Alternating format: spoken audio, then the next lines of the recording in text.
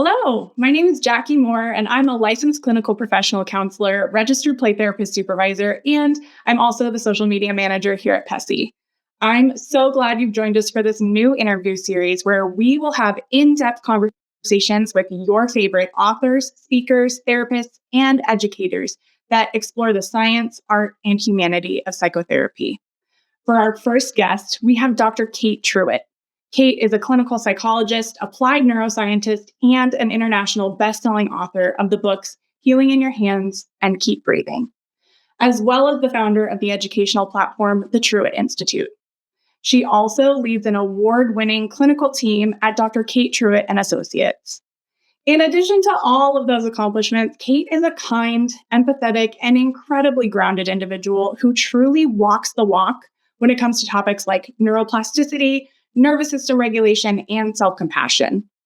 I had the honor of speaking with Kate at length about not only her clinical perspectives on trauma, but also the ways that she personally navigates her own experiences. From the traumatic loss of her fiance only a week before her wedding, to her more recent experiences navigating the devastation of the California wildfires. She shares strategies and practices that help her stay connected to her sense of self, even when it feels like the world is falling apart around her. Kate's energy is so incredibly warm, compassionate, and calming, and I can't wait for you to hear the insights and perspectives that she shares. I know that this conversation is going to be so helpful for so many therapists navigating both their clinical work and their personal lives. I hope you enjoy. Kate, thank you so much for being here with us today. We have been so excited to meet with you and to talk about your work and all of the different topics around neuroplasticity, kind of the brain, trauma, grief, all sorts of topics. Yeah.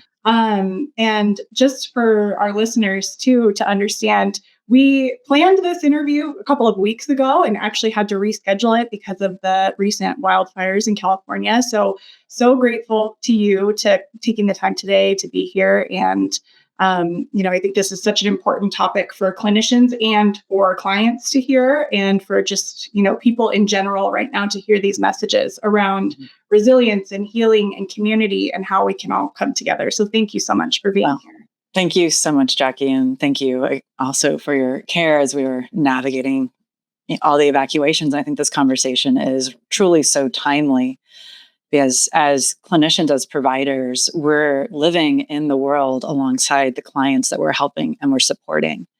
And so holding the space for our own humanity, the complexities and the weight of the world around us, while also showing up to the best version of ourselves for our clients, it's a complex dynamic. And it requests a lot of what I know we'll be talking about, self-compassion and self-awareness and giving ourselves permission to be human as we walk in the journey of life. So I'm really excited. It's a very timely conversation on many levels. Yeah, definitely. Things definitely feel very heavy right now, I think, for a lot of us, especially in the mental health space. Day after day, we're kind of hearing all of these news stories and just tragedy after tragedy and current events, and just also, seeing how those things impact our clients one-on-one in sessions, seeing how they impact families and relationships. And so, again, I think your expertise is just so valuable in this time for us as clinicians and for us as individuals. And one thing, I wanted to start by saying is I had the opportunity recently to read your book, Keep Breathing.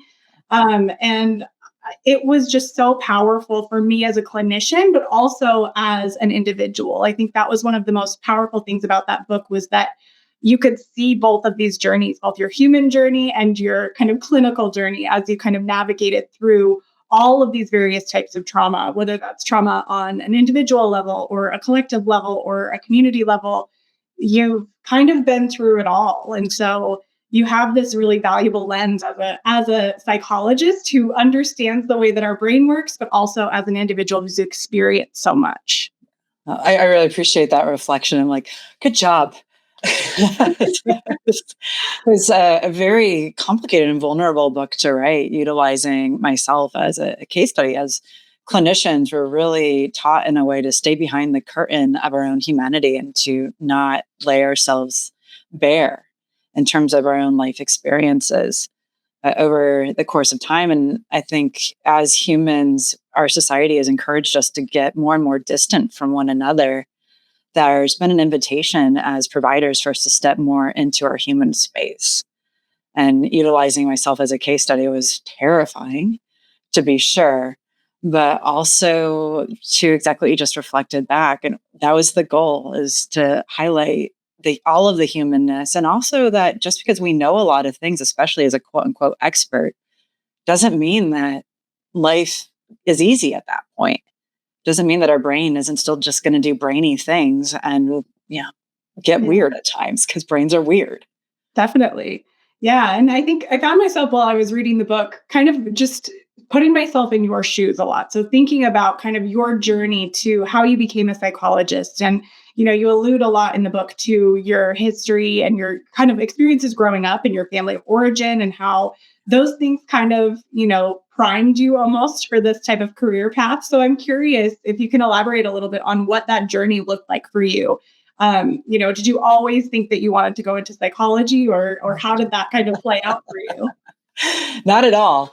I didn't even know psychology was a thing. I grew up in the Midwest, and psychotherapy in the 80s wasn't something that was really discussed, even in the 90s, really. I wish I'd known about it. I think it definitely would have been helpful for me to have had some psychotherapeutic support. Really, my family is a family of entrepreneurs.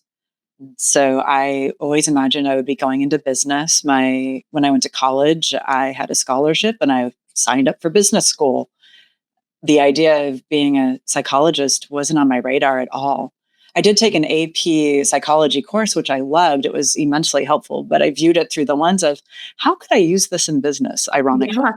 Yeah. So Business and psychology definitely have a lot of overlap. They do. And, I have an MBA in healthcare administration through the School of Public Policy. And the reason for that is as I continue to evolve in my business world, and then added in and identified my passion and my purpose in the field of psychology, I was like, how do we help the systems be better at a community level, which is so much of the work I do now. And all of that, fundamentally, going back to the idea of my childhood, there was the classic framework of pull yourself up by your bootstraps. Everybody's quote unquote fine. There was no real conversations around emotions. It was largely, don't shake the boat, we're good. And that was the world that we all navigated, because that was the world that was handed down to my parents through their family structure. And there wasn't an awareness of anything different. And especially in the Midwest, that's very much, I have a lot of friends and colleagues who are, from the Midwest as well. And I know a lot of the individuals at PESI are too. And it's kind of this tongue in cheek, like, oh, emotions are cool. Let's go do that. Mm-hmm. Yeah, there has seemed to be kind of this evolution just in the last, decade or so, where kind of what you're describing is, we've got this, we grew up in this environment where emotions were kind of there, but not really explored. And so, yeah, I think that's very relatable to hear it from that lens of, I felt all of these things, but I got really good at kind of pushing them down. And I think you allude to that in the book too, where it's, you're observing all of these things. And I kept having this observation while I was reading where, you have such an analytical mind, and you're so skilled at kind of piecing together, the different clues that you get in your environment, as I think a lot of therapists are. We kind of tend to be these really hypersensitive observers of our environment. So it sounds like you kind of just pieced those things together. You were, interested in the systems that you were a part of, but also noticing this disconnect where it was like, there's not really an emphasis on these things that are so universal and that everyone's experiencing. Yeah. And literally what you just said there about the pushing it down, I talk about dissociation as a superpower in the brain. Yes. And how do we develop a new way forward when our brain has learned that superpower and have self-compassion within it? So much so, what fundamentally led me into the field of psychology was dissociation become such an incredible superpower. And at the time I was in the world of modeling, I had severe social anxiety, and my mom's okay if I tell this story. We joke about it now. And so her response was to get me into modeling when I was an adolescent, which for somebody with severe social anxiety is a really weird choice. Mm-hmm. And so basically, I just doubled down on that and the idea of, oh, wait a minute. So if I'm going to be in this modeling world, then nobody around me in this world eats. When I don't eat, I feel even less feelings. I'm Mm. even more capable of being fine. Mm-hmm. And so my brain linked those concepts together, and I got very good at manipulating food and my body, so much so that I almost, and I talk about this in the book too, had a very severe cardiac event Mm. and had to go into hospital. And I joke about it that I got better in spite of the treatment that I received Yeah. when I was in hospital, because the other patients and the other women who were there were so amazing. Oh, But wow. the staff on the psych space, they were not very well trained, not for any fault of their own. I understand now there's an evolution that has been happening in the field of psychology and mental health and people's training behind them. But when I Mm-hmm. got out of that treatment, I was like, I can be a voice for change here. And I Yeah. started to find my purpose, which is what led me into the field fundamentally. Was I want to do something different to help other people so they don't end up where I was and my Wow. young self. Yeah. It Yeah. turned It sounds like through that community, you were able to have that realization versus through the actual treatment that happened. Yeah. And it's almost this disconnect too that you describe. And you mentioned this multiple times in Keep Breathing, that dissociation was really this tool for you. And especially in the early days of kind of your very traumatic events, the loss of your fiance, dissociation, you describe it as a gift. You say that it was this Good job, protective brain. factor. Yeah. It kind of cushioned everything for you and Mhm. allowed you to kind of keep trudging forward and putting one foot in front of the other. But then it slowly kind of shifted to this point where you were noticing it's not as much of a gift anymore, and it's kind of holding me back from the connection and Mhm. the growth that I desire. Um, so I'm interested in what that journey was like for you too. When you realized that dissociation kind of became less of this gift and more of a challenge that you were ready to kind of face head on. Yeah. Well, and Jackie, I'll be honest, that superpower of dissociation is still a go-to that my brain will jump to very Mm. readily, even today. Is when we have these neural pathways laid down in our brain that work, the easy button pathways, our brain's like, things are hard. I'm going to go do that again. Mhm. And so even today, I have to watch guard my own brain from getting into those spaces of, now it's a very productive version of dissociation where I just disappear into my work Mm. and pulling myself back. The thing that I noticed the most was what you just beautifully shared. I wasn't able to be in relationship with people in the way that I craved. I had not been able to cultivate those types of really deep connection points in my life because of the dissociation keeping me buffered, which fundamentally was my brain's way of keeping me safe. Right. Saying humans can hurt other humans. Humans may inadvertently cause pain. Humans may leave. Mm. Therefore, if we're not in a real intimate connection, whether it be romantically, friendship wise, or the many ways that we can connect to humans, Mhm. then we're safe. It's the Simon and Garfunkel song, "I'm a rock, I'm an island." That was really my anthem, Yeah. except for it didn't work. Hmm. Yeah, it sounds like it's that dissociation piece is just a really easy, kind of comfy place for your brain to slip into. And then that more analytical observer part of your brain is like, oh, wait, we're noticing this pattern again. But in listening to you talk about it and thinking about it from that perspective of how it's influenced your life as a psychologist, I'm curious to know how it impacts your work. Do you feel Mhm. like, I think there's a lot of kind of conversation in our field around, especially when we're working with trauma or grief, how much of our emotions do we show our clients? Do we show them when we're feeling their sadness so deeply? Do we, reach out and touch, or do we cry with them, or do, those types of things? How do you feel that dissociation or that ability to kind of separate yourself has impacted your work as a clinician? I'm curious if I can turn it around and ask you a question. What, Yeah. what were you taught in your education about how you were allowed to engage or show emotion with your Mhm. clients? Yeah, I think my training was really focused on the basics. It was, best practice is blank slate. You make sure that if you're going to self disclose, you do it very intentionally. very ethically, which I definitely agree with. I think if we're going to self-disclose, we need to be very intentional about when we do that and what our goal with the self-disclosure is. Totally. But my training was very much, I think it's very related to the individual that's teaching that portion of your course. But my professors were always very focused on, don't offer a tissue. They can, they're capable of grabbing a tissue themselves, or, Wow. the kinds of things that are just very straightforward. We are a blank slate. We're there to create this safe space and to allow the client to heal within that safe space. But obviously, as we practice, that kind of ebbs and flows. And I think that therapy is so individual that it really has to come down to your ability to attune as a clinician and be able to kind of gauge what that individual client needs from you, and what you as an individual, what comes naturally to you, and does it feel forced? Yeah. And did that align with what felt right for you with your style therapeutically? Yeah, I think I tend to be really similar to you. I think that a lot of the things that I was noticing in the book were kind of this like, wow, I see myself in your thought processes. I kind of have this like very analytical frame of mind. And I do think that it's kind of a strength of mine that I am able to be that blank slate for my clients. Sometimes I'm able to really just let them have their emotion in session.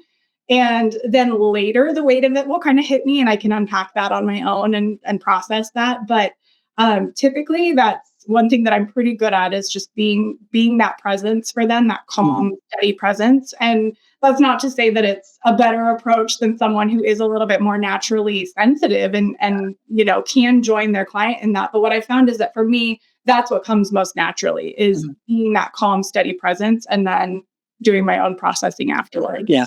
Yeah. Yeah. And I think that's where the childhood experiences that I had of just kind of being contained, Yeah.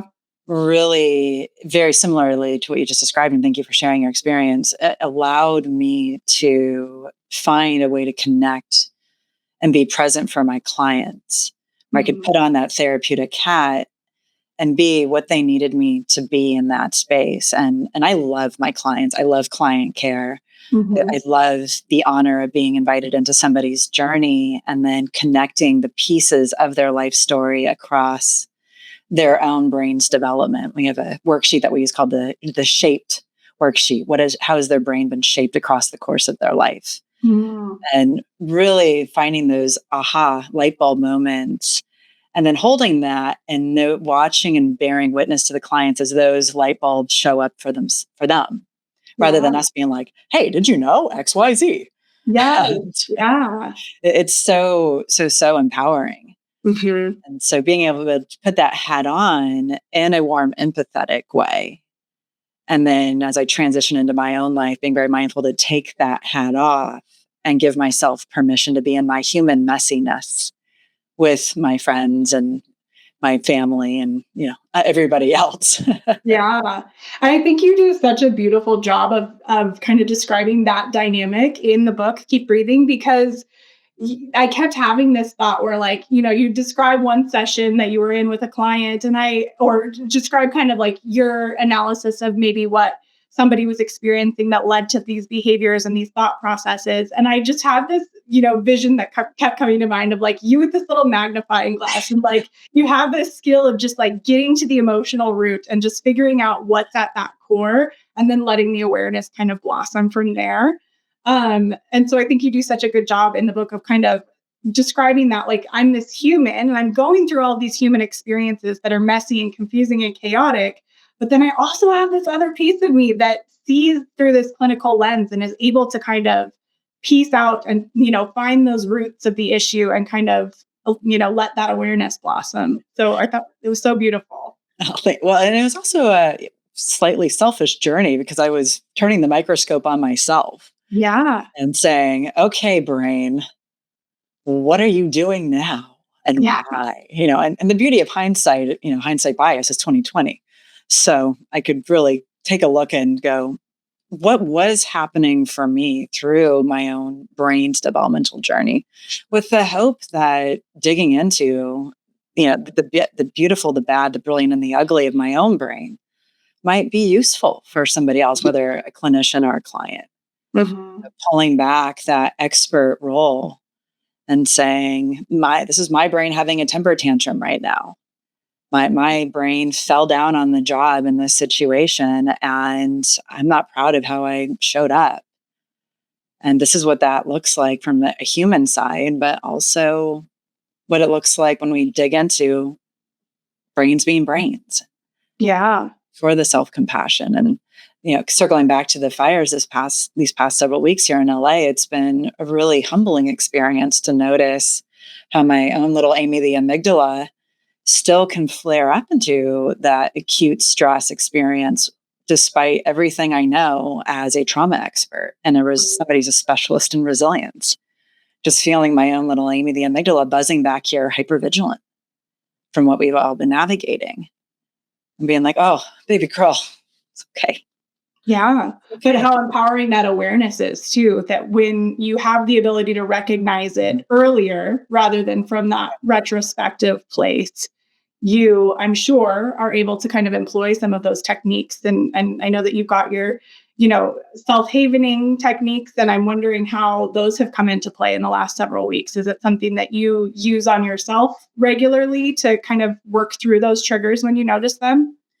Yeah, well, and I'm gonna say very, honestly, that I think there are a lot of times where we know we should be doing the tools that are in our toolkit and we're not, Yeah, no matter how many tools we have in our toolkit, absolutely. and that's very real for I think almost all humans, that I know I should be doing the thing right now, but also it feels so hard. Yeah. And I was invited by PESI actually to write a blog on self-compassion and neuroplasticity. And I immediately was like, can we just write about grief instead? Because that was a lot of where I've been the past several weeks with everything unfolding here. And then noticing that moment of, why am I avoiding writing about self-compassion? Oh, because I'm not being compassionate with myself right now. I'm not giving myself permission Mm-hmm. to be burned out and overwhelmed and heartbroken Yeah. about what's unfolded. And so sometimes it's those universal moments of an external force showing up and saying, hey, I'm shining a spotlight on something that could be good for me to do for myself. And as a reminder to our communities, let me give my voice into that. Mm-hmm. So when I'm balanced, I use the tools consistently. When I can call it the hanging from the ceiling like a cat with my claws in the ceiling moments. Not as much as I should. And that's also where I have a wonderful community and even team here in Los Angeles who'll just kind of pop in and be like, hey, have you done a sigh breath lately? Mm-hmm. You're sighing a lot. That means you're holding your breath. Let's just do a quick sigh breath together. And building those little micro practices even into our work environment here, the environment of my family. Yeah, Sometimes we need other people to remind us to come home to ourselves. definitely. Yeah. Yeah. And that seems to be one of the major themes of keep breathing also is kind of, you vacillate through these experiences of, I had this childhood where I really learned to isolate and protect myself and kind of develop this kind of tough outer shell. And then you meet John and kind of open up a little bit and find that relationship and that trust and that safety in that relationship. And then he tragically passes away and you are struck right back into that place of I'm an individual. And what does that mean when I'm not in this context of a relationship anymore? And you describe that over and over, that these traumas throughout your life have kind of put you in this place of like, how do I experience community and trust that, people are going to stay when this keeps happening? Yeah. And how do I also rely on myself and protect myself in a way that doesn't preclude me from that connection in the future? Mhm. Well, and I think, Jackie, and I'd love your thoughts on this too, that there's so many people in the world who are raised in these environments where there isn't a reflection back to self, Mm-hmm. of building personal empowerment, building an agency. And especially there's generational components within that too. So when I met John, having had a lot of, trauma in both my childhood and in my teen years, I was like, oh, here is somebody who's solid and we did co-create, we trauma bonded in a pretty big way, a relationship of enmeshment, which felt like coming home to myself. I felt like I finally had a sense of who I was. And then when he did unexpectedly pass, a week before our wedding at that, after 10 years together, my soul was ripped open. Mm-hmm. So it was not just losing somebody who was deeply embedded in my beingness, who was supposed to be my life partner, my forever. It was also losing the platform of myself that I had developed for the past 10 years. And so looking at the therapeutic process, that's been a really important part of the work I've done in my own journey in psychotherapy of how do I build that platform internally? And so while there were all these traumas that I experienced, circling this back to I'd be very interested in your opinion on what you see clinically. How many clients do you walk alongside, or colleagues and clinicians do you see who have had that same version of not necessarily having that built-in foundation from our childhood of, oh, this is who I am, and really being able to connect into that? Yeah, it's an interesting question. So I am a play therapist, so I specialize with kids. So it's interesting to think about it because I kind of see it from both perspectives, where I see the parents and, we work through a lot of kind of what's influencing their parenting and what has made them the parent that they are today. And then I also see the kids who are kind of in that process. Sometimes I kind of am the one that interrupts that process to see that this is happening, that they're forming this protective kind of mechanism, or that they've already kind of built this idea of how they relate to the world.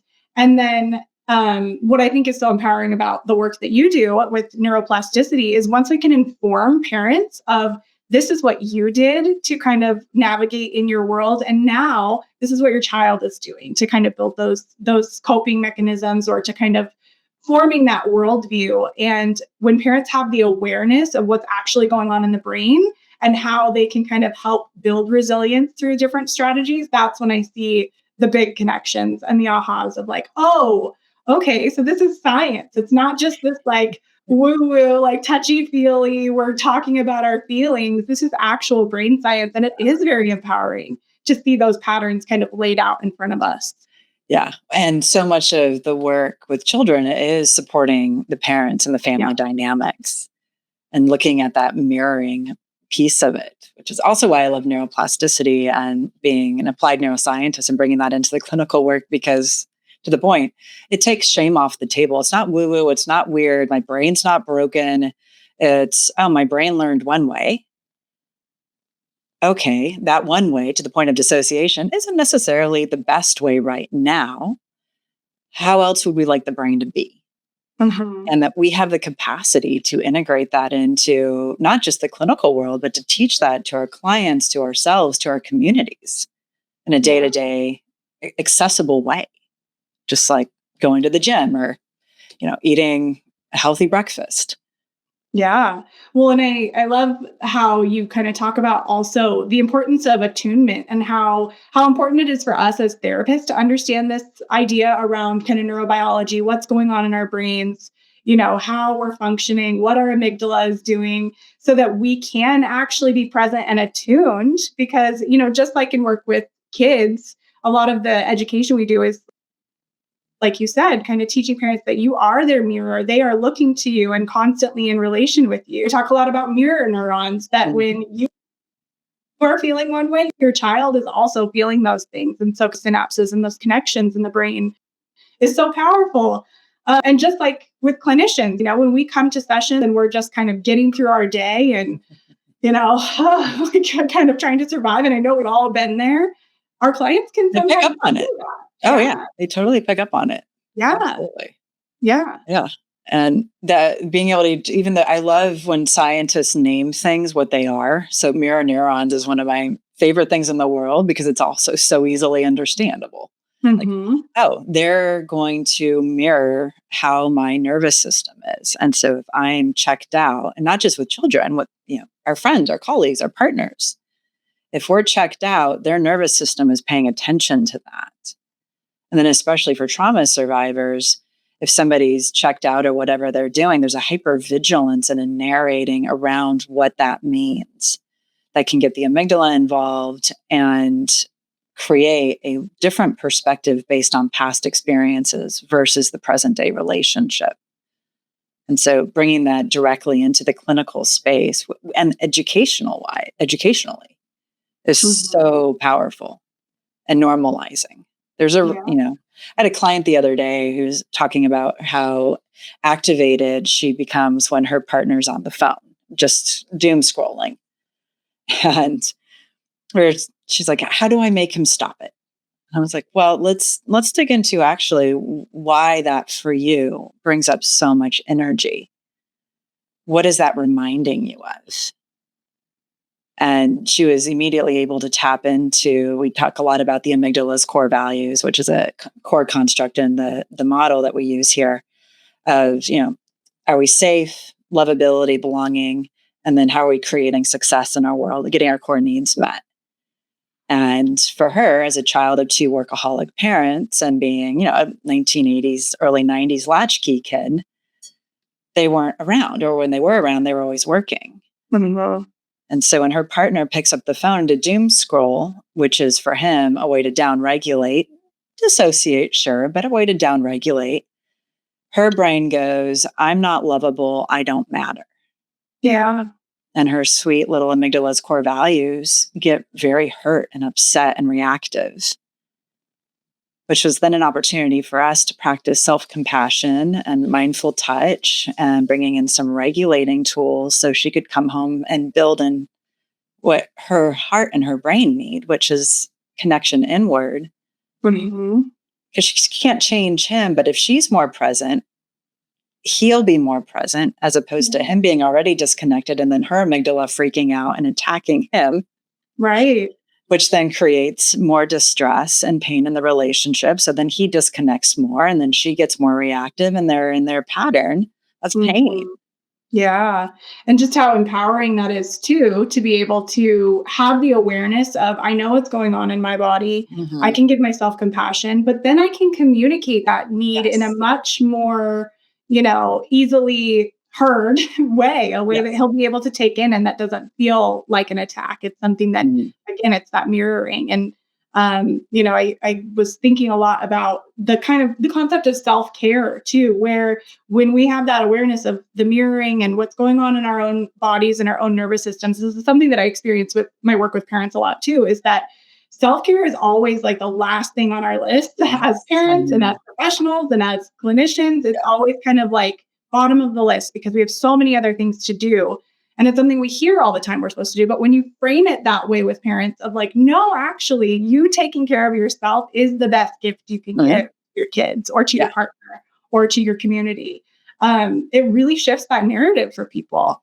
Yeah. And it creates the brain space so that we can come home to self. It's even my team, I mentioned, team members popping in here and being like, take a second and do a quick side breath, because I'm definitely a person I'm a first responder because of, in part, my own trauma story of growing up. I am the one who will run into the fire and save as many humans as I can. Yep. And so when I'm in my go mode, especially in a crisis situation, my self-care definitely is way in the back seat. Yeah. And so having those cultivated communities and people in my world who will step in and remind me to push pause. Yeah. Is so, so, so important. And I believe as clinicians, for one another and for our clients, that is a big part of our work, is to be the person who gives the accountability for self-care and self-kindness so that people can come home here.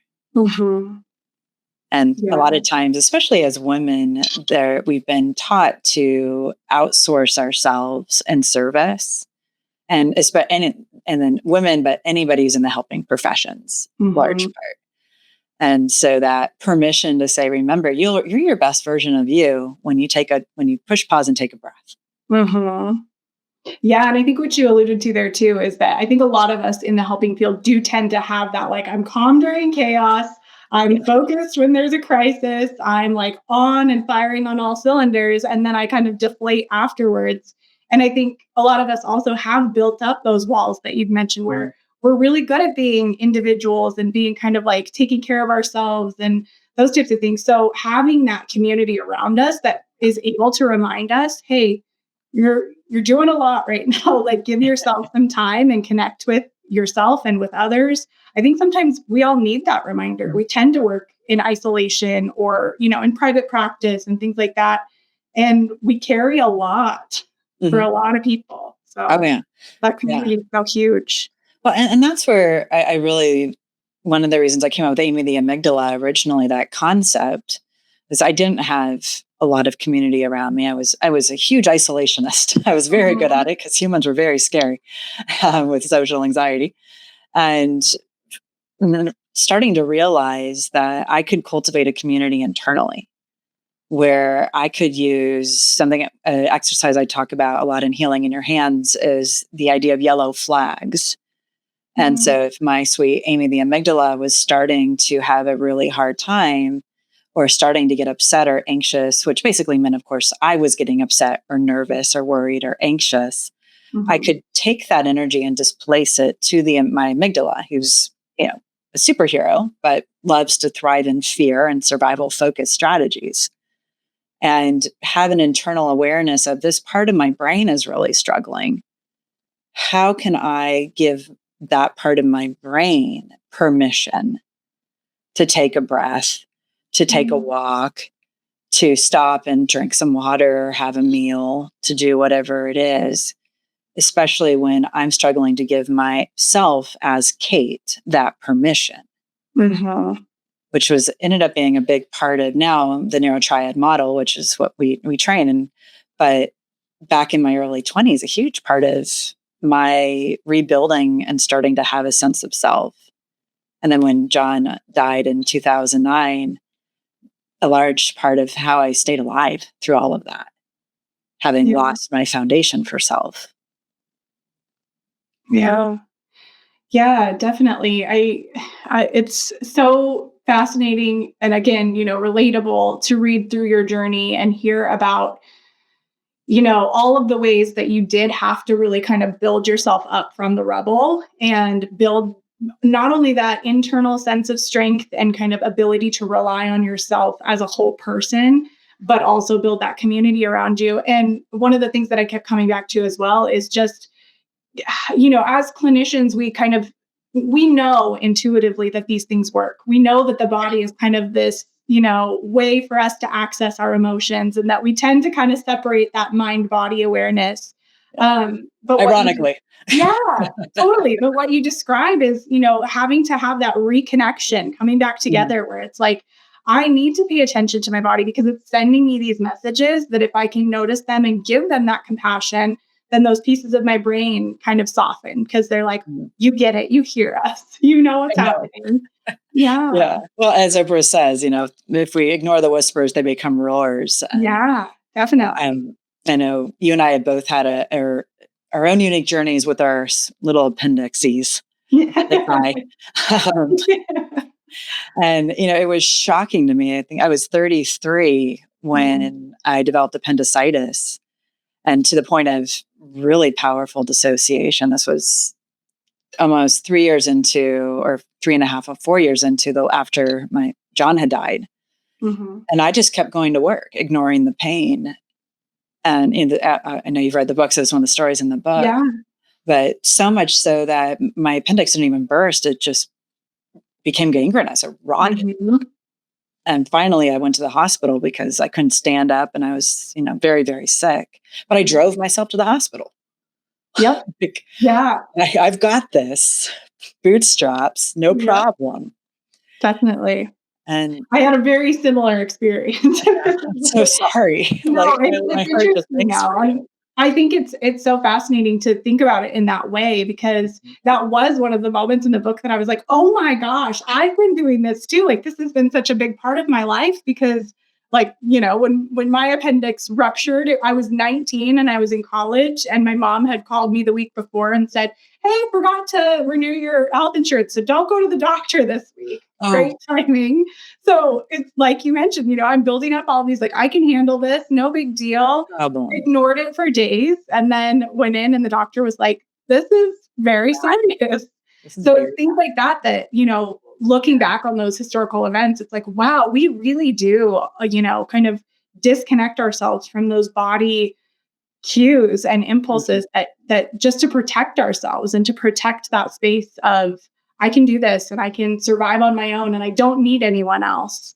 And how powerful our mind and body are in kind of Mhm. creating those processes. Oh, absolutely. And when we are able to trace that back to, and not in a judgmental way or a critical way, but where those coping skills came from, Mm-hmm. that for me personally and also in my professional work, it creates a new doorway to healing. Yeah. It's again that pulling back to hey, good job, brain. You learned how to help me stay alive through a lot of really, really hard, painful, awful experiences. Mm-hmm. Which, hey, good job. My brain did. And many of our colleagues, many, and especially our clients, are coming in because they have survived a lot of really hard things. Mm-hmm.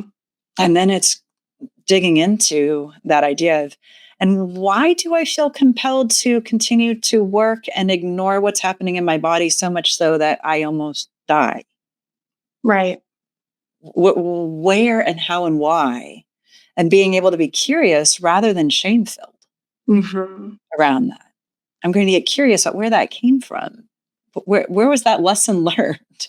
Yeah. Because it's not working for me. Yeah. And it's not so protective anymore. No, clearly. Like, Yeah. and when you shared with me that you'd had your version of that experience, it's just like, oh God. Yeah. I know. It's well, Oh, very eye-opening. And I think at the time, even I didn't really realize, but then looking back, and like you said, it's like all this wisdom is in retrospect. You look back and mhm, you're able to see kind of, this theme again from Keep Breathing of this meaning that all of these things happen to us and that our brains are wired to create meaning from them. And so you're able to kind of piece together those points of the story later on. But as you're experiencing it, sometimes it's like, mhm. just got to keep pushing through and surviving. Like you said, that cat kind of clawing into Yep. the ceiling. So, Yeah. Well, and normalizing the reality that our past does inform our current day. mhm, So I think that, Dr. Louis Cozolino's phenomenal neuroscientist, psychotherapist, talks about the idea of 90% of our past is showing up in our present moment and helping us understand the here and now. mhm, And looking at that through not just the recognition of, hey, this 90% of my past is how I know this is a computer screen and that's a computer camera and there's a microphone here. It's also informing the relationships we develop, our sense of security and safety with other people, what we prioritize versus for ourselves versus other people. What are we going to put first? And what are we going to decide matters in a moment of crisis? And going through the fires, that was a big conversation so many of us were having is what did we grab when we evacuated? mm, How informative that was. What was the things that we took? yeah, just And instinctually too. yeah, exactly. Yeah. And really pulling that back in the clinical world and then in our own human journey of what are the things that our brain, especially our amygdala, prioritizes in moments of stress or Mhm. anxiety or tension or fear or abandonment or heartbreak or loss. That's all tied to that 90% of the past too. Mhm. And so when we can look at through the lens of curiosity and go, yeah, okay, those things happened and I learned this way, and then go, how do I want to be instead? Mhm. What else can we do now from this vantage point? So we can go to the past to learn, but not return, not get stuck there. Yeah. Yeah, and it's always so amazing to hear those things, but better than anyone else probably how hard it is to actually put those things into practice. Mhm. And what I kept being so struck by also while I was reading Keep Breathing was you share a couple of examples, one in particular that stuck with me of a client that came to your office and had, a full-blown panic attack and how you handled that moment because of the experiences that you've had, you were able to just really quickly attune with her and just connect in a way that helped ground her. And and really kind of model that journey of we're feeling this right now. We're not going to get stuck in it, but we're going to kind of allow space for it and safety and kind of have those two experiences simultaneously. Mm-hmm. And just how powerful, you knew that you'd had experiences with past therapists who weren't able to provide that kind of coupling of safety and activation. Mm-hmm. So I think it's just so powerful to hear the ways that, our brain, we logically know these things. We know that when we experience traumas or reactivation, we should be thinking in these ways, but the actual experience of when your brain takes over is so much different. Yeah. Yeah. Well, and our amygdala is 4 times faster than our thinking brain. And so if there's a perception of a threat, and our amygdala is going to jump into action, mm-hmm. and that threat can be real or perceived.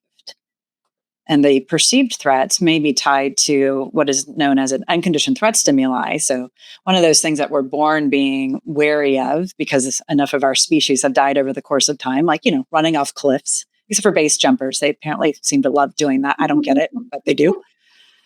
Versus something that is tied to an activating or traumatizing moment in our past, which I call those like the trauma or the fear glasses that our brain puts on. Mm-hmm. And just that simple data point for so many of our clients or for ourselves in a moment of reactivity, or especially if we've had a human moment where we were not our best selves and we're now 10 minutes, an hour, 3 hours out beyond that moment, looking back going, or shame spiraling, even worse, that remembrance of, oh, my little sweet Amy, the amygdala, was the one taking over in that moment because she thought that I was in danger. And that's mm-hmm. why that reaction happened or that behavior or that coping skill came up. And so that just those little data points are so helpful. And then with that client in particular, she was having a full-blown, amygdala hijack in the waiting mm-hmm. room because of some noise that was happening outside of the building. And having the data myself and having had PTSD and flashbacks, just to see that unfolding and to connect into, like, I know what that feels like in my mind-body system. Mm-hmm. How can I be a regulating force, having never even met this human before? Yeah. Yeah, because I think sometimes we can almost, especially as, people who go into this field because we're so sensitive and so empathic, we can almost feel that feeling in our bodies sometimes. And so being aware of this is someone else's, this is not mine. And my role right now is to drop in and attune and connect with that safety for them. I think it's, such a valuable skill. And it really, I kept coming up with this question as I was reading about that session of yours of, there's so many people I think who are drawn to work with populations that they have direct experience with, whether it's, addictions, grief, trauma. We go into this work because we know it so well, but at the same time, we have to do a lot of work to make sure we're protecting ourselves and the reactivation that might happen and protecting our clients. So I'm curious to hear a little bit about what your experience with that has been like as a clinician. And kind of, do you have any routines or anything that you do before a session to make sure that you can be as present for clients as possible? Yeah. And I mean, it's such an important conversation. We talk about the wounded healer. Mm-hmm. And so many of our clients who come to our clinic here reach out to find individuals who are professionals who've had journeys in one way or another that does resonate with what they're wanting to work through. And there's a lot of inspiration in that. Like, this person made it through. That being said, to what you just beautifully said, Jackie, is the call to action for us as the providers, we have to create that space of separation so that our stuff is not bleeding into the room and clouding the client's journey, or we're not overly self-disclosing, or, even worse, getting activated into our trauma patterns. And when I left clinical care for several years because my PTSD was so intrusive that I didn't feel like I could safely sit with a client anymore. And luckily I was able to do a lot of amazing trauma reprocessing and therapeutic work and get my brain back, as I describe it, which was really powerful and healing. And that's a huge part of the work we do now with our clients, is bringing that neuroscience into the work. Mm-hmm. But I had a pretty painful experience with a client where I realized I am starting to have a flashback, and I had to get up and leave the clinical room Mhm. and downregulate, go back and do my butterfly taps and my breath work and downregulate. What I told the client is I mimed that I was having a coughing attack, and I was like, I'm so sorry, I need to go get a drink of water and a cough drop. Do you mind if I step out for a minute? But that was a moment where I realized I'm not being my best version of me. Mhm. And I think that's a call to action for all clinicians, to give ourselves that permission to know, and the request to all of us to be in relationship with our mind body system, to have that awareness of, can I show up for my clients the way they really need me to be Yeah. showing up for them? Yeah. And I'm curious, when that happened, I know that you mentioned that you've got this really great supportive system around you now. Did you have the same system? Did you have a great supervisor you were able to kind of process that with, or another colleague to talk about that with? Yeah, I had other colleagues, and I was in private practice at the time. Okay. And so I was very lucky that in the group that I was private practice, but we had other clinicians who are all renting in the same space. And so I took a bold step with that client, and I shared with them that their story, because it was somebody who was a sudden death survivor who'd Mhm. found their person much very similarly like I had, and that had not been information shared in the original phone consult. Mhm. They were coming in for what I thought was a different type of trauma, which had also happened. But I didn't realize they also had this acute loss, traumatic loss trauma.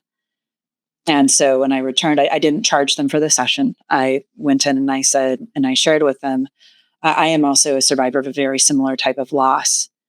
And at this time, I am unable to provide supportive care because it taps into my own stuff.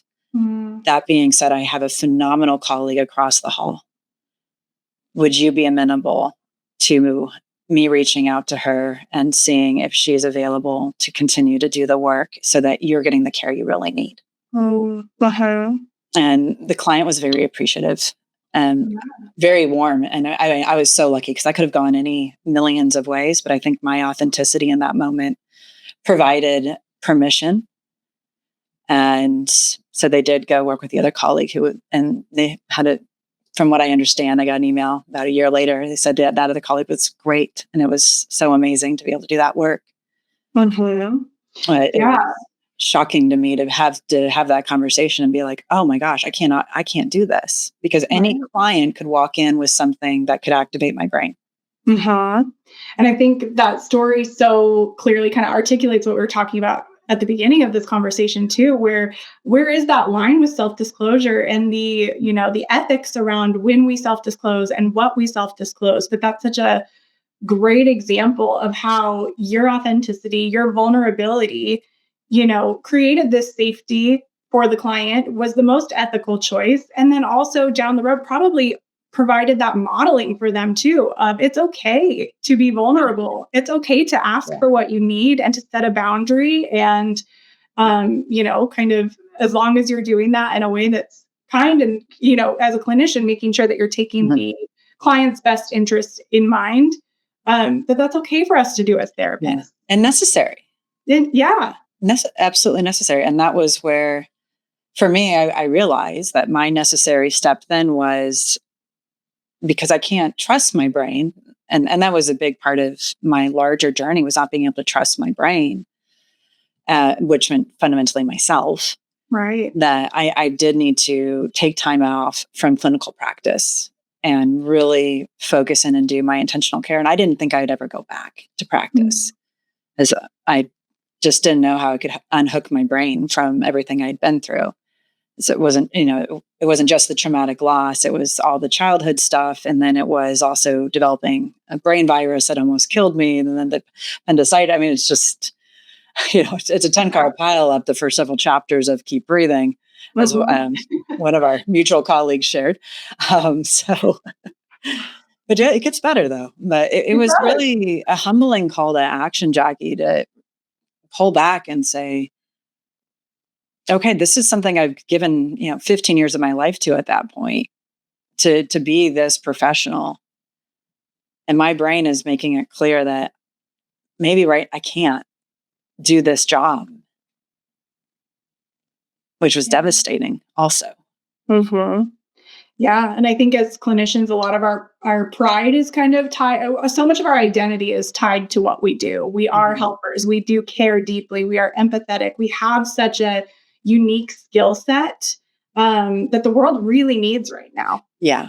And the work sort of feels never ending. It feels like there's, we all have our phones are ringing, our emails are full, where there are people who need the skills that we have. And so I can understand how that would feel a little bit, deflating or really be kind of a loss in your life to have to step back and say, I don't know that I can do this work anymore. But at the same time, if returning to clinical practice had been your goal, you probably wouldn't have gotten back to it. You had to shift that focus to yourself and taking care of these cues that your body was sending you and kind of learning how to reintegrate. Yeah. And what a beautiful word, reintegrate. And it was so real because when I shifted focus rather than pushing myself so hard to keep showing up for all my clients and my patients and making myself more and more vulnerable, that was when I was really able to course correct and reset my foundation. And that's the powerful opportunity of neuroplasticity and why I'm so passionate about healing in your hands and brain partnership and bringing these tools more fully into the field of psychotherapy and the mental health realm, because our brain is capable of so much. So taking a hiatus from clinical care, which is fundamentally what it ended up being for me, was a hiatus, because now I'm back in the room and I love it. And giving my brain the care and the support it needed and the tools and the attention, and not just my brain, my body, my soul, to reset and come back, to phoenix up, as we like to say here, even stronger and wiser than ever before, was the only reason I could practice. Yeah. Yeah. That you had to kind of build that internal foundation, like you said, to be able to come back and be that most full version of yourself.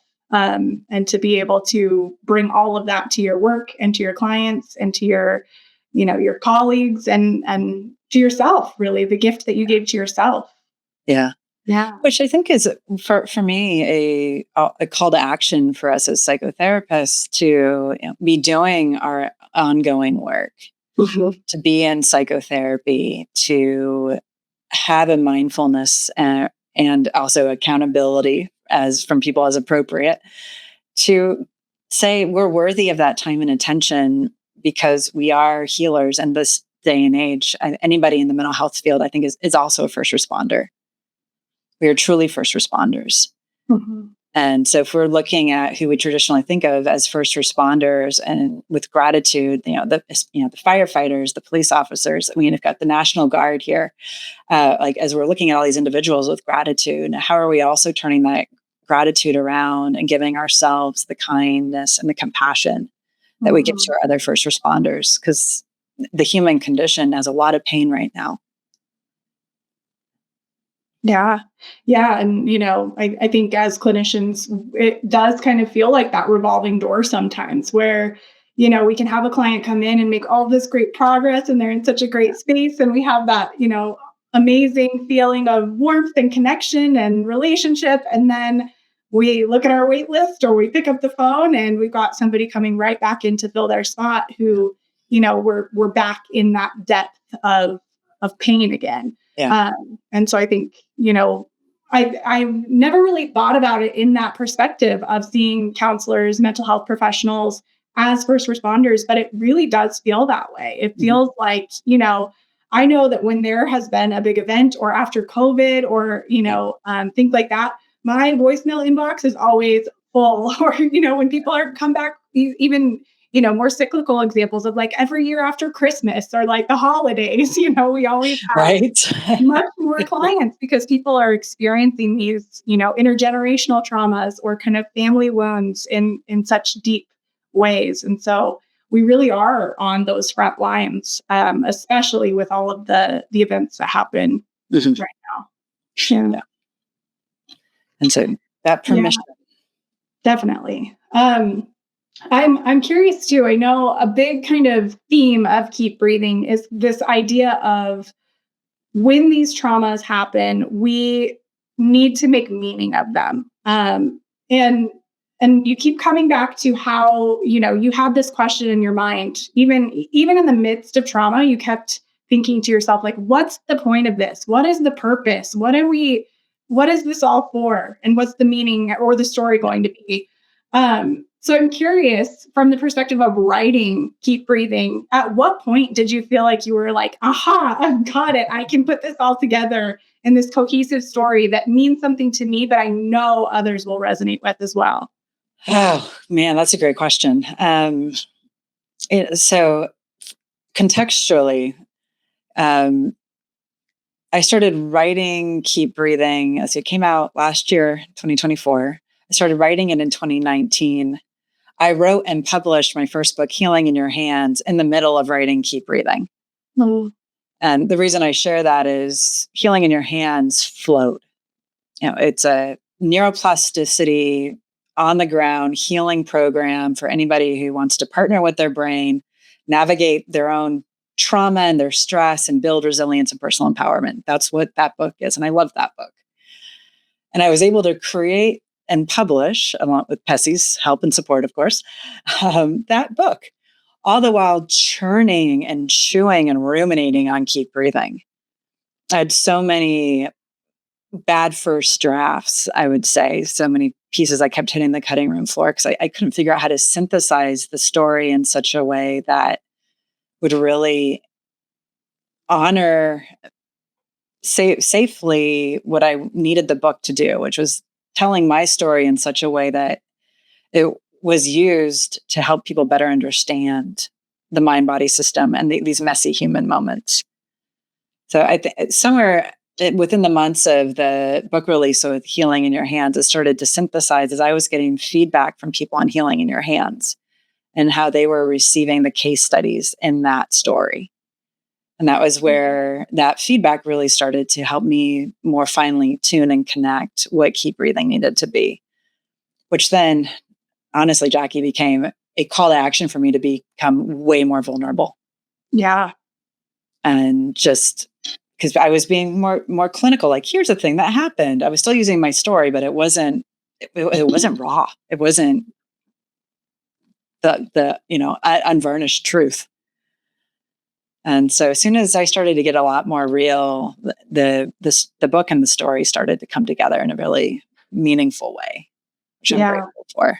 Yeah. And that is one thing that I definitely took away from it. It is very raw. It is very vulnerable. And since reading it, I've recommended it to several friends and several colleagues because, I think, like I mentioned earlier, you do such a great job of highlighting this human aspect that all of us as therapists have. We are all humans first. We are all for better or for worse. Yeah, exactly. We're all experiencing these same things that are universal experiences. Going through the death of a loved one, everyone will experience that at some point. Or just these big transitions and life changes that can happen while we're also trying to hold space for others. But what I thought was so beautiful about Keep Breathing was that you do have that raw authenticity, but you can tell that it's written from this point of view where you've also been able to kind of heal through it and have this really almost like generous perspective of all of the players that were involved. I think one of the points that was so powerful for me was you describe an interaction that you had with your mom where she says something to you that was not what you needed to hear in the moment, but you're able to look back on it and give her that compassion and say that's what she was able to give me in the moment. Her intention was to provide comfort. And that's not what I needed, but I can take the comfort that she intended from it. And that's, to me, I was just like, wow, it's so powerful to be able to write about these things in a way that's so respectful of people who may have had roles in your life that were not always what you needed them to be. Yeah. And I appreciate you highlighting that because my mom and I have done over the course of many years so much chosen work together. to have the relationship we do now. And growing up, she shared with me in my mid-teens that she never really wanted kids. And she had children because that was kind of the cultural zeitgeist, and it was the expectation and request from my dad. And so she was the best version of a mom that she could be. And when she shared that information with me, I think I was 19 at the time, maybe, it's like all these puzzle pieces clicked together, and I was like, oh, I get it. Got it. Okay. Now, rather than fighting and being mean to each other, let's see if we can build some other version of a relationship. And so writing Keep Breathing, I do talk about some really, really tender moments, especially one time where, and one of the hardest, scariest chapters for me to put in is where I was talking about my childhood depression and struggling with suicidal considerations as an adolescent, which I went back and forth on putting in so many times, but fundamentally chose to leave in. And I've had so many parents who've read the book reach out and express their gratitude. So it's helped them be better parents and more present for their children in those really hard moments. And my mom didn't show up in the way I needed at all because she was a mom in 1992. She didn't know what to do in Kansas. And being able to really write about that through this lens of the developmental journey of my sweet little brain and holding the space for her developmental journey as a woman, a human, a parent was so healing. And getting her permission and sharing that too. She read through many drafts of that scene because I wanted to really respect her. And she was open to me sharing that, even though she knew. She's like, I didn't show well. It's like, yeah, you didn't. Yeah, but I think you framed those conversations in a way that I think so many people will connect with. Yeah. And I think one of the big takeaways I had from those moments too was just that how hard it is as therapists. I think sometimes we are so used to giving, and we often know the right things to say when people are hurting or, come to us for comfort. But the people that we're often in relationship with don't know those right things to say. Yeah, so we right. don't always get the same comfort that we give to others. And I think that can feel really isolating sometimes. It can feel really, really difficult to feel like we give so much, but we don't have anyone in our lives that knows how to give that back to us in the same way. And so I think it takes that it's just that power of perspective that you share in the book of I'm able to see people for that core of what they, what that good place in them is. And then we can create a relationship that feels good for both of us based on that knowledge. But I can't change people. I can't make them be something that they're not. But I can accept that connection when it comes. And also accept the hurt or the wounding, the shadow side of whatever the training is around how we're framing it that shows up when we're not being seen, held, or heard in the relationships in the way that we really want to be. And having self-compassion for that too. And I think the compassion for other people sometimes is a little easier once we get through the justifiable anger at being let down or wounded as a child. And there was that part of the work that I had to go through too. Yeah. And then it's also saying, and hey, there's a part of me that's still that 12-year-old girl that sometimes turns around and goes, but I just would really love to be seen and held right now. And I'm not getting that. How can I give myself that? Or is there another relationship that I can lean into? Also, having a great psychologist, which I do, where I can reach out and find a different way through that emotional realm. Yeah. And the human piece of it. Yeah. And like you mentioned earlier, the cyclical nature of it, that these things, even when we're like, gosh, I did the work, I healed, I moved on, they always tend to come back. And so when it does come back up, how can we, like you said, kind of create that space for that self-compassion and that tenderness and to notice it, give it the space, give it the care that it deserves, and accept that it's going to come back again. I know. It's like that moment of, God, I thought we were over this by now. Haven't we done this? Come on. But you talk so much and Keep Breathing about taking that shame piece away from that, of noticing, I'm human. These things come up. This is going to keep coming up. And I don't need to feel shame about it. It's part of my brain's wiring. It's meant to keep me safe. Yeah. Which is, fundamentally our little amygdala's number one job. Mm-hmm. And how do we give those neural freeways that keep showing up a slightly different job, or rewire them use neuroplasticity to say, when this thought process, this shame, this concern or this fear shows up, this is the choice or the behavior that I can do instead. Right.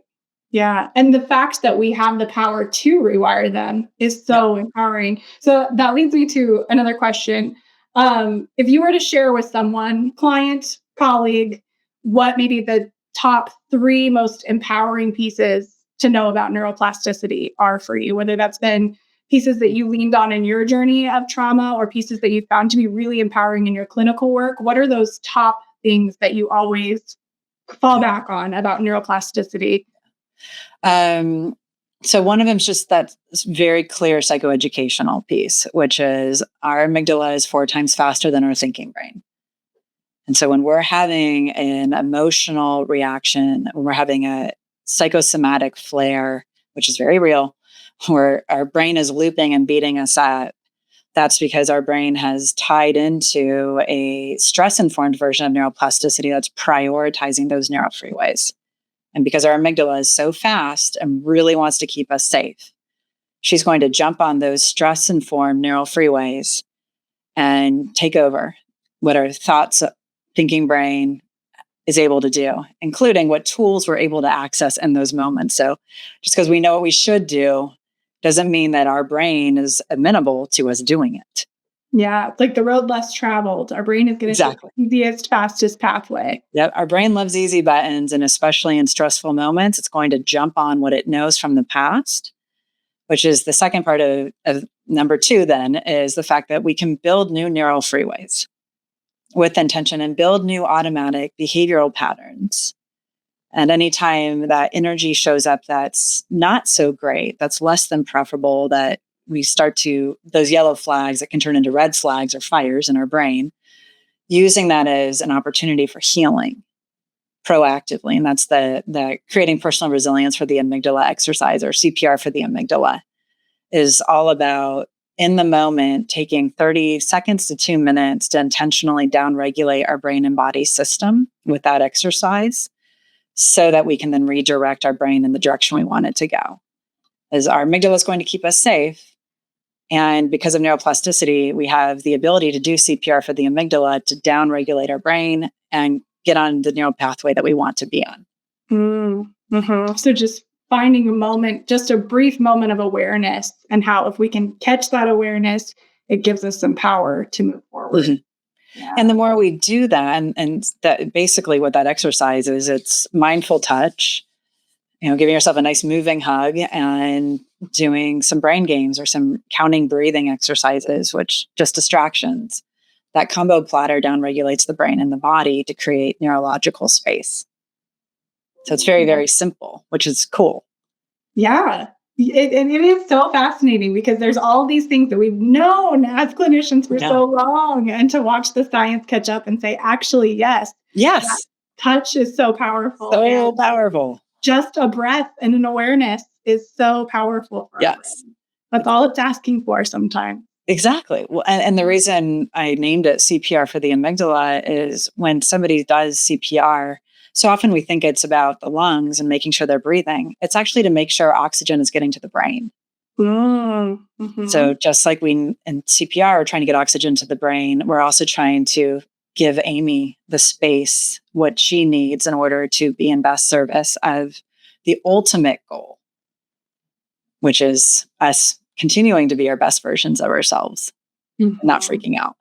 Yeah. So the fact that we can do these little micro exercises and teach them to our clients in our day-to-day lives. You asked earlier, how do I help my nervous system be my best version of me for my clients? And that CPR for the amygdala exercise, which I know there's a blog on the PESI website for it. It's in Healing in Your Hands. You can also find it on my YouTube channel. Is that quickest, easiest reset for my brain so that I can be present for the next client, the next meeting, the next session, whatever it is. because I'm helping my brain go, okay, set shift. And now we're going in this direction very, very quickly. Mm-hmm. And it's empowering because we're the agents of our own change. And that's neuroplasticity 101. We are the agents of our own change, which means our clients are the agents of their own change. Mm-hmm. Yeah. Yeah. And how powerful that is too. I'm the one initiating this. I'm choosing this moment of calm or this moment of presence. And I can vacillate with my nervous system as it vacillates. And, I'm not just this passenger on the ride. Exactly. And for so many survivors of any type of hard thing, when life feels out of control, coming back to self and having that agency to make a noticeable change in our mind-body system is so empowering. Mm-hmm. It's huge. Definitely. Well, thank you so much, Kate. I talked to you about this all day. I have loved our conversation. It's been so great to hear more about, your story and what led you to kind of create, both Healing in Your Hands and Keep Breathing as resources for clinicians, as resources for clients, people in the world everywhere to kind of have this awareness of the power that we have in our own bodies and minds to be able to heal and move forward and connect. I think, Keep Breathing really is just this beautiful story of connection to self and connection to others. So thank you for, your effort in writing it and for being here with us today. So grateful for your time. Oh, thank you, Jackie. It's such a joy. Really appreciate you and all the healing you bring and share to the world. So thank you for you.